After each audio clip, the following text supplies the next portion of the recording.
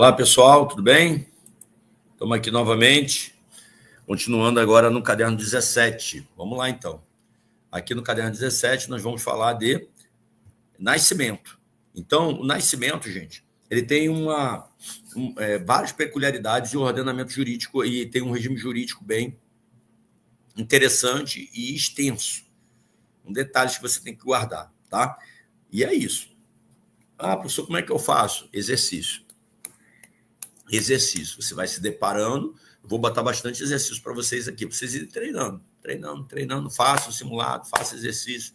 É isso que nós vamos ter que fazer. Para o quê? Memorizando. Pegando os casos hipotéticos, né, que eu tenho montado bastante caso hipotético, para treinar. E aí tá, vamos lá, começar. Primeiro, a obrigatoriedade e prazo do registro. Tá? O registro ele é obrigatório e ele tem prazo para ser realizado. Então, a criança nasceu, você tem prazo para registrar. Pode, não, quando der eu vou lá registrar. Não, tem prazo.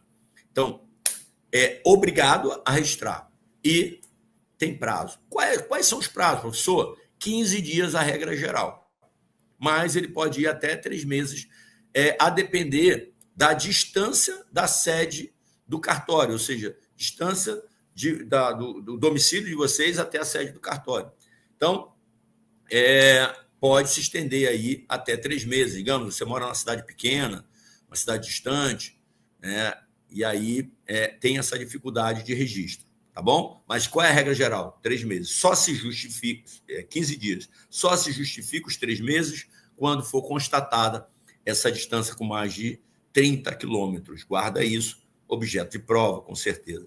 Local do registro, no cartório do local do parto ou da residência dos pais. Então, perceba, onde fez o parto é um local altamente propício para fazer o registro. Por quê? Porque é o momento que está nascendo, enquanto a criança, né, nasceu e tal, aí aquela coisa, o pai está visitando, a mãe está lá internada no hospital, é o momento em que o pai vai ao cartório e já faz o registro. Pode ser feito o registro nesse local. Então, perceba, há uma competência concorrente, territorialmente concorrente. Guarda isso. Para o registro de nascimento, para registrar o nascimento, há uma competência concorrente territorial, tanto o local do parto quanto o local de residência dos pais. Digamos, os pais moram, por exemplo, na capital, e aí estão visitando a família no interior. E acaba acontecendo o parto ocorrer lá. Tanto a capital quanto o interior, as duas cidades são competentes. Por quê? Porque pode nascer lá, depois que eles chegarem à casa, né, e forem para as suas casas, eles podem ir lá na própria cidade fazer o registro da criança. Então, isso é para facilitar o quê? Facilitar o registro. Colocar nem num lugar nem no outro. Né? A possibilidade, então, de ter 2 lugares para fazer o registro. Competência concorrente. Casos especiais, tá? Então, quando pai e mãe tiverem residências diferentes, por quê? Porque a gente fala, os pais ou parto. Mas tem residências diferentes. Observar a ordem lá do 52. Qual a ordem do 52? Quem vai registrar primeiro? Então, se o pai registra primeiro, e a residência dele é num determinado domicílio, aquele cartório é o competente. Ele pode registrar lá. Ele tomou a iniciativa, né? Ou a mãe registra, ela pode registrar lá. Então, perceba, essa criança pode ter registro, já falamos aqui de 3 lugares, pelo menos, tá? 3 lugares. Vê a competência aqui concorrente para 3 cartórios distintos, tá? 3 comarcas distintas, ou 3 municípios distintos. Pode ser feito em livro próprio. Aí tá, beleza. Indígenas são integrados, indígenas não integrados. Tá? Os integrados seguem a regra normal. Os não integrados não são obrigados ao registro. Tá ok? 3. Maiores de 18 anos e menores de 21 podem requerer registro pessoalmente isento de multa. Por quê, gente? O registro tardio, em tese, ele é o quê? Dependendo da situação, ele vai ser objeto de multa. Né? Você vai pagar uma multa pelo registro tardio. Agora, os maiores de 18 e menor de 21, ele pode lá pessoalmente requerer o registro deles e não tem multa nenhuma, vai estar isento de multa. A multa, na verdade, ela tem o condão de evitar que haja esse atraso, né? Quarto, nascidos antes da obrigatoriedade. Todos que nasceram antes de ser obrigado pela lei 6.015, antes de 73, todos eles, né? Mas isso aí já, não tem já lógica para a gente hoje, podem requerer inscrição sem multa. Está na lei, mas hoje para a gente não tem peso. Brasileiros nascidos no exterior, aplicar regras deste artigo, respeitadas as normas consulares. Então, a gente já sabe, nasceu no interior, qual é o caso? Tá? A gente depois vai trabalhar isso em constitucional. Vou trabalhar essa questão de nacionalidade, tá? bem explicadinho, para vocês não errarem isso próprio, porque pode cair em constitucional, na aba de nacionalidade, ou pode cair aqui. Tá? Vou falar rapidinho aqui, uma regra básica, tá? Guarda isso como regra básica. Nasceu no exterior, de pais que estão a serviço do Brasil, brasileiro nato. Tá? Brasileiro nato. Dependente de onde vai registrar, ele é brasileiro nato. Nasceu lá, fora, mas os pais não estão, nenhum dos dois pais, porque pode ser um ou outro, nenhum dos dois pais está a serviço do Brasil, vai ser brasileiro nato, caso procure consulado brasileiro para registrar. Ou faça aquela opção que a gente falou, né, de a qualquer tempo vir residir no Brasil e optar pela nacionalidade brasileira. Legal? É bem dizer isso aí. Lá a gente aprofunda um pouco mais, se for o caso. Bom quando a gente tem questões, né? Que a questão faz a gente, né, pensar assim, mil e uma coisa. Nascimento ocorrido a bordo. Gente, que é nascimento a bordo aqui? A bordo de navios, né? Então, ele está em alto mar. Se não registrados conforme o artigo 65, esse artigo 65 é lá da 6.015, o que é esse registro 65 aqui, não registrado na conformidade do 65? A conformidade do 65 é quando ele é registrado pelo próprio capitão, pelo responsável, pela embarcação, ele tem o livro lá, ele faz o registro, e ele, então, assim que atraca, ele tem todo um procedimento de encaminhar esse registro para o Ministério da Justiça. O Ministério da Justiça vai fazer um encaminhamento para o cartório. Por quê? Quem é que é responsável pelos acervos de nascimento? O Registro Civil. Então, isso tem que chegar até o Registro Civil. Tá? Tem que chegar até o Registro Civil. Então, vai ter todo um trâmite, todo um caminho para chegar ao Registro Civil. Ok? Então, se for registrado, se eles tiverem toda a estrutura e possibilidade de fazer esse registro, quando atracar, encaminhar esse registro para que eles cheguem até o cartório competente, né? Ok, vai para o Ministério da Justiça, o Ministério da Justiça vai definir, se não tiver domicílio, vai ser o Distrito Federal, tem aquela coisa toda. Tá? Agora, se não for por esse procedimento, deve ser declarado até 5 dias após a chegada da embarcação ao destino. Então, você vê, tem um prazo diferente, ok? Um prazo diferente, depois de chegar até 5 dias.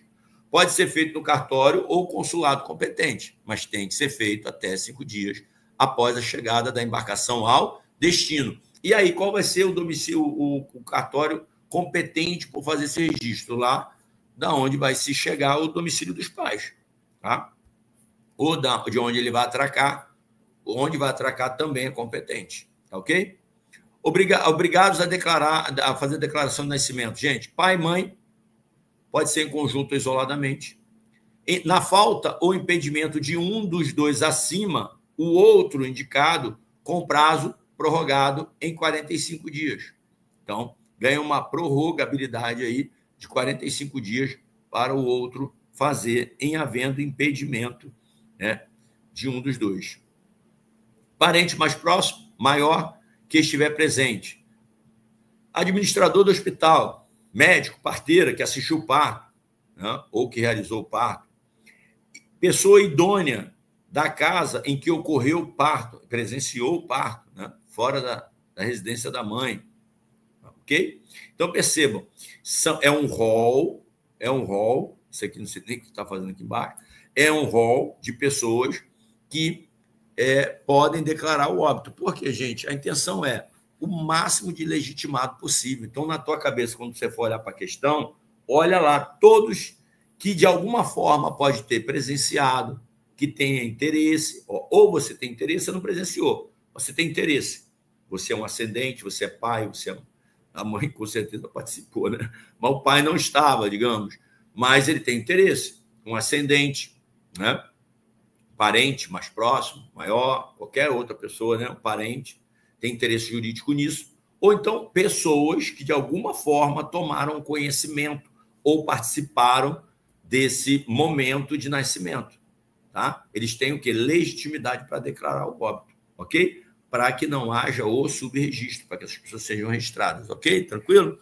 Perceberam? Então, você guarda a lógica, porque quando vier as opções, você vai poder escolher. E você vai escolher o quê? Gente, a prova de múltipla escolha, o bom é isso, que você tem o quê? Você tem que detectar aquilo que não é. É mais detectar o que não é do que detectar o que é. De repente, detectar o que é difícil, porque aquela coisa vem tão, né? Ela vem tão jeitosinha ali, não vem direto. Para você, pá, isso aí. Ela vem tão jeitosinha.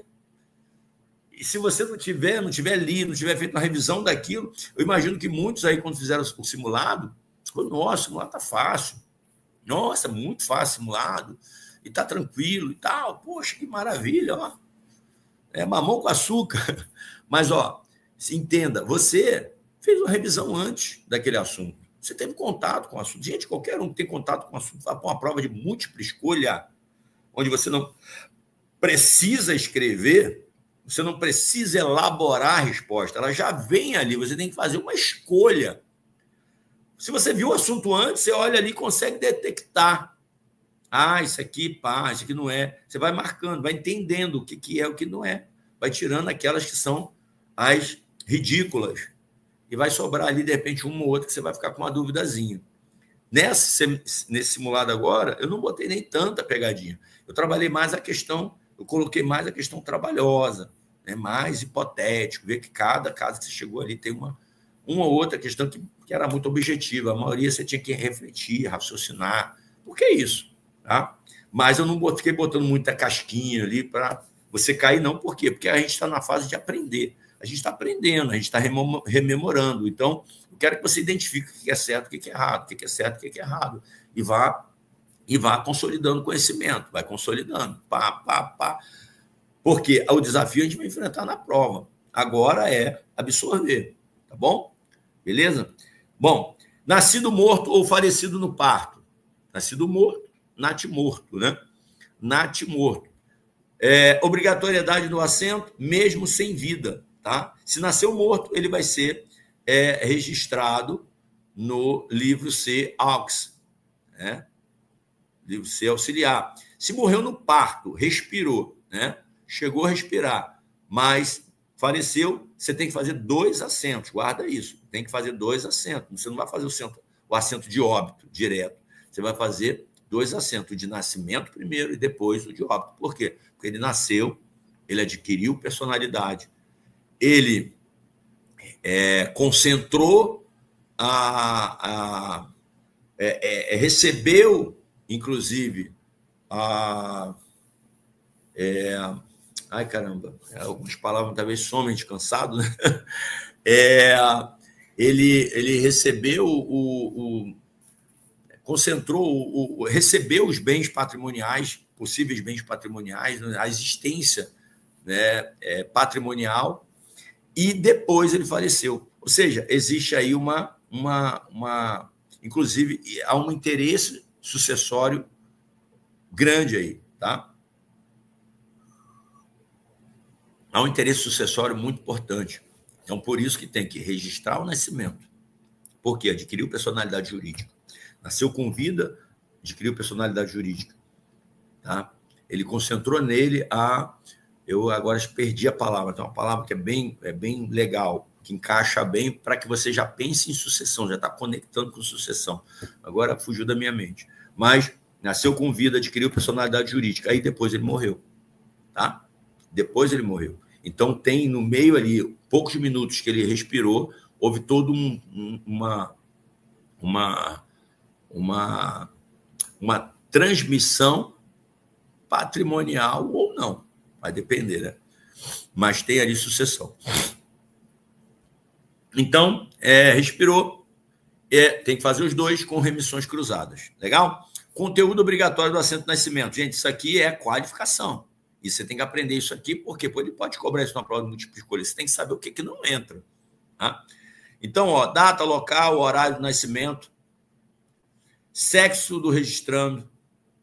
Se for gêmeo, essa condição de gêmeo, porque é importante, condição de gêmeo, porque tem que ter a distinção do nome. Nome e prenome da criança, informação se nasceu morta ou morreu logo após o parto. Ordem de filiação de irmãos com o mesmo prenome, que pode ter, né? Pedro I, Pedro II, Pedro III. Nome, naturalidade, profissão e domicílio dos pais. Se casados, o local e cartório onde foi celebrado o casamento. Idade da mãe na data do parto, isso aí para fins estatísticos, tá, gente? Nome dos avós, paternos e maternos. Se parto ocorreu sem assistência médica ou com assistência médica. Nome, profissão e residência de duas testemunhas, se nasceu sem assistência médica. Tá? Então, se não teve assistência médica, em tese, não tem o quê? Ela não chega com o DNV. Ela não tem essa declaração de nascido vivo feita por um profissional. Isso vai ficar a cargo, inclusive, do próprio registrador. Número de declaração de nascido vivo com o dígito verificador, naturalidade do registrando, ok? Não podem justificar a recusa da DNV. Tem gente que vai, não, essa DNV aqui não serve. Erros, omissões, que não comprometem a identificação da mãe, não pode ser motivo de devolução ou de recusa da utilização da DNV para poder fazer o registro. Ausência de nome de pai. Gente, nome do pai da criança. Não importa o nome da criança, está na DNV. Não importa o nome do pai, está na DNV. Tem que estar o nome da mãe. Tá? Porque foi ela que deu a luz. O pai vai ser colocado ali na hora, na declaração, com a documentação ou por presunção, tudo vai se trabalhar ali na hora. A criança, o nome da criança vai ser dito ali na hora. Divergência entre, então guarda isso. A DNV vem sem o nome do pai. Vem sem o nome da criança. Tá? Você já sabe, não pode justificar, recusar, ela vai ser recusada, fazer uma nota devolutiva. Legal? Divergência entre nomes na DNV e a manifestação no cartório, gente. Qual que prevalece? Claro que vai prevalecer o que está no cartório. Não, é só, o nome está aqui. Mas eu queria botar fulano. Não, mas não pode, porque aqui já está, vai ter que trocar a DNV. Não, gente. A declaração, manifestação, ali é que vai prevalecer, tá? Na frente do registrador. Divergência de nome do pai, desde que comprovado nos termos da lei civil. Tá? Outros equívocos que não comprometam elementos essenciais, também não. Tá? O nome do pai está diferente da DNV, também não pode devolver. Tá bom? Nome do pai na DNV não presume paternidade. O nome do pai está lá, então o pai é isso aqui. Não presume paternidade. Guarda isso, tá, gente? Porque a galera que não tem experiência aqui, né, e pode achar, na declaração de nascido vivo, Tício, contar uma historinha lá, que o nome de Tício está lá na DNV, e aí, então, o registrador pega lá o nome do pai e da mãe e registra conforme está na DNV. Só que o pai não compareceu ao cartório e a mãe não apresentou a certidão de casamento. E ele registrou no nome de Tício com base só na DNV. Tabelião, o registrador acertou ou errou? Errou. Errou feio. Feio. Gente, a DNV não presume paternidade. A paternidade ela é presumida pela certidão de casamento. Tá? Certidão de casamento presume. Aí tudo bem. Presume paternidade. E a declaração do pai lá. Beleza. Agora a DNV não. Só pode constar no assento se for verificado conforme a legislação civil. Se parto sem assistência médica, a DNV poderá ser emitida pelo oficial, aquilo que eu falei. Se não tem assistência médica, quem é que vai fazer a emissão da declaração de nascido vivo? O próprio oficial pode fazer, mediante demanda de secretarias de saúde. Eu fazia demais lá em Nova Esperança do Piriá. Por quê? Tinha muita parteira, né? E aí a gente tinha que ficar ali numa parceria com a Secretaria de Saúde, caminha para lá, caminha para cá, manda DNV, preenche aqui, manda para lá. Eu ficava bem que nesse sentido aí, tá? A naturalidade pode ser município do nascimento, ó, de novo. Naturalidade, uma coisa é onde ele vai ser registrado. A gente já viu que é a competência concorrente. Lugar do parto, lugar dos pais, se estiverem junto, ou lugar de um dos pais, dependendo da prioridade, quem é que foi registrado. Ok? Agora, quando você fala de naturalidade, qual é o município o município de nascimento ou da residência da mãe? Desde que dentro do território nacional. O declarante escolhe no momento do registro. A mãe mora aqui em Ariquemes, mas a criança nasceu em Porto Velho e foi registrada em Porto Velho. Qual é a naturalidade dela? O que a mãe definir. Eu quero que ela seja... Né? Ou então está lá no Rio de Janeiro. A mãe está viajando no Rio de Janeiro. A criança nasce lá, mas ela é daqui. Qual é a naturalidade que vai para a criança? Pode ser tanto de lá quanto daqui, ela que vai escolher, tá bom? Unidade interligada em maternidade. O oficial poderá manter uma unidade interligada em hospital ou posto de saúde por convênio, para lavrar registros diretamente. Perceba aqui, a gente não está falando de sucursal, tá, gente? Aqui a gente está falando do quê? De uma unidade interligada, que é um hospital, que no próprio hospital você pode ter o quê? Um setor, através de convênio com o hospital, um setor específico para fazer o quê? A criança nasceu, já faz o registro. A criança nasceu, faz o registro. Ela vai fazendo lá. Vai fazendo lá. É um terminal interligado com a unidade, com o registro, fazendo os registros de nascimento dentro do hospital já dentro do hospital. Essa unidade, ela é interligada, tem que estar cadastrada, tem todo um regime jurídico específico, tá? Porque aqui, nós não temos aqui, uma sucursal. Ela tem que estar autorizada, credenciada, conveniada para poder funcionar, tem que estar, inclusive, lá no cadastro CNJ, essa unidade interligada, tá? Regras sobre nome e sobrenome. Gente, isso aí também, toda pessoa tem direito ao nome, pré-nome, sobrenomes dos genitores ou ascendentes, qualquer ordem, tá?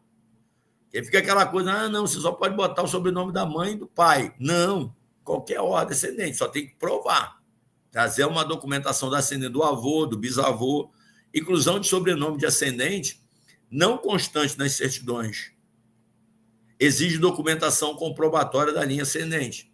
Se não é pai nem é mãe, ou se não é avô nem avó que está na certidão, é um bisavô, bisavó, tem que ter o quê? Documentação comprobatória da linha ascendente, para colocar ali sobrenome. Mas pode. Tá? Pronomes. Não é pronomes, é pré-nome, tá, gente? É aqui e aquilo, a gente trabalha com edição, por isso que eu peço para vocês me ajudarem demais aí, né, apontando qualquer coisa que tiver para me ajudar. Ó, que botaram aqui no slide, né? Pronomes ridículos. Não é pronomes, são pré-nomes. E provavelmente lá no material também pode ter acontecido esse erro na hora de digitalizar, ou de digitar, né, as observações, as coisas que a gente coloca aqui. E aí ficou pronomes, pré-nomes, tá? Prenomes, tá? Ridículos podem ser recusados. Os genitores podem recorrer ao juiz sem cobrança de emolumentos, tá? Beleza? Então, o próprio registrador pode recusar fazer o registro de um nome, de um pré-nome que seja o quê? Ridículo, que vai expor a pessoa ao ridículo. Então, ele pode se recusar. Os genitores não concordaram, ele pode recorrer ao juiz, né? Que é um procedimento de dúvida. Né? Pode recorrer direto ao juiz numa reclamação ou pode pedir ao registrador que suscite dúvida, né? Não é muito comum, não, mas é a possibilidade, tá? Se não indicado o nome completo, o oficial acrescentará sobrenomes dos genitores para evitar homonímia.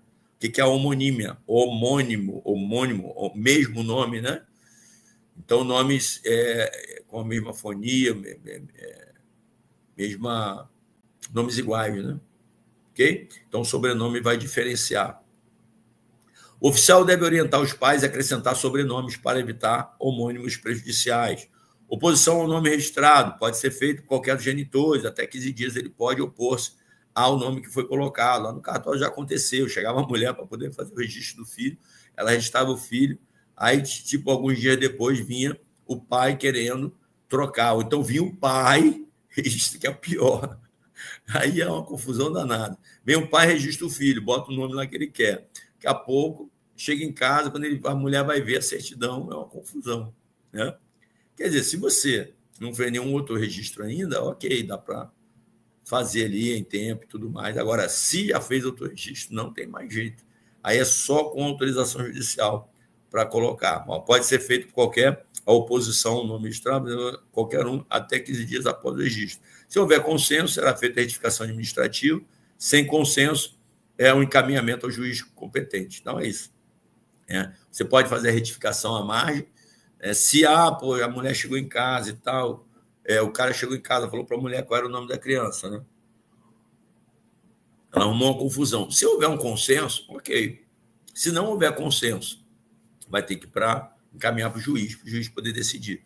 Em havendo consenso, dá para fazer uma retificação. A margem, né? A margem, porque já não dá mais para utilizar o em tempo, não dá mais, ok? A menos que não tenha sido feito nenhum outro registro, aí é possível.